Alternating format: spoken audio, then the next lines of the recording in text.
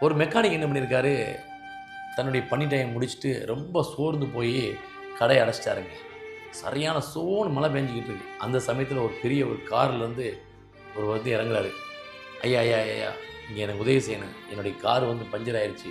நீங்க எனக்கு பஞ்சர் பார்த்து குடுங்கன்னு" சொல்லிட்டு சொன்ன உடனே, "இல்ல, இல்லங்க. டைம் ஆயிருச்சுங்க. நான் கிளம்புறேங்க" அப்படின்னேன். "ஐயா அப்படி சொல்லக்கூடாது.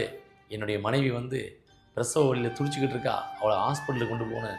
தயவுசெய்து நீங்க வேலை பாருங்கன்னோனே" சரி கஷ்டப்பட்டு அந்த மழையில பயங்கரமான மழையோட மழையா அந்த காரையும் ரிப்பேர் பார்த்து கொடுத்து அனுப்பிறாரு. உடனே அவர் சன்மானமா பணம் குடுக்குறாரு. அத வந்து அந்த மெக்கானிக் வந்து, "வேணாம் வேணாங்க. உங்களுடைய மனைவிய முதல்ல போய் பாருங்க" அப்படின்னு சொன்னோனே, நேரா போறாரு. மனைவிய பார்க்குறாரு. அதன் பிறகு காலங்கள் ஓடுது. ஒரு நாளு இந்த மெக்கானிக் உடம்பு சரியில்லாம போயிருது. அந்த மெக்கானிக்க ஒரு ஹாஸ்பிட்டல்ல அட்மிட் பண்றாங்க.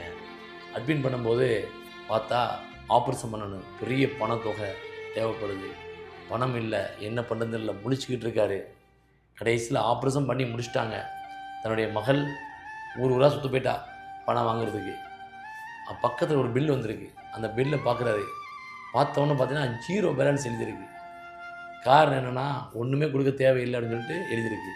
அத பார்த்து ஆச்சரியத்தோட பார்க்கும்பொழுது, கீழ ஒரு லெட்டர் இருக்கு. அந்த லெட்டர்ல என்ன எழுதியிருக்குன்னா, "ஒரு நேரத்தில நீ வந்து கடை அடைச்சிட்டு போகும்பொழுது, நான் வந்தேன். என்னுடைய கார் ரிப்பேர்ன்னு சொன்னேன். எனக்கு ரிப்பேர் பார்த்து குடுத்த. என் மனைவி ஹாஸ்பிட்டல்ல அட்மிட் பண்ணியிருந்தாங்க. அப்போ அவளுக்கு ஒரு அழகான குழந்தை பிறந்துச்சு.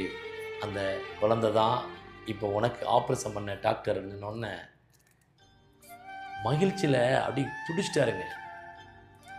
அதாவது நாம யாருக்காவது ஒரு உதவி செஞ்சோம்னா, எப்படியாவது அந்த உதவி நமக்கு கண்டிப்பா வந்தே சேருங்க. அது அவர் மூலமோ, இல்ல இறைவன் மூலமோ கண்டிப்பா வந்தே சேரும். இந்த கதை உங்களுக்கு எப்படின்னு சொல்லிட்டு கீழ கருத்து தெரிவிச்சுட்டு போங்க. அதனால உதவி செய்தவர் வந்து என்னைக்குமே தாழ்ந்து போகவே மாட்டார். என்னைக்காவது ஒரு நாள் அவருக்கு அந்த உதவி வந்து சேரும்.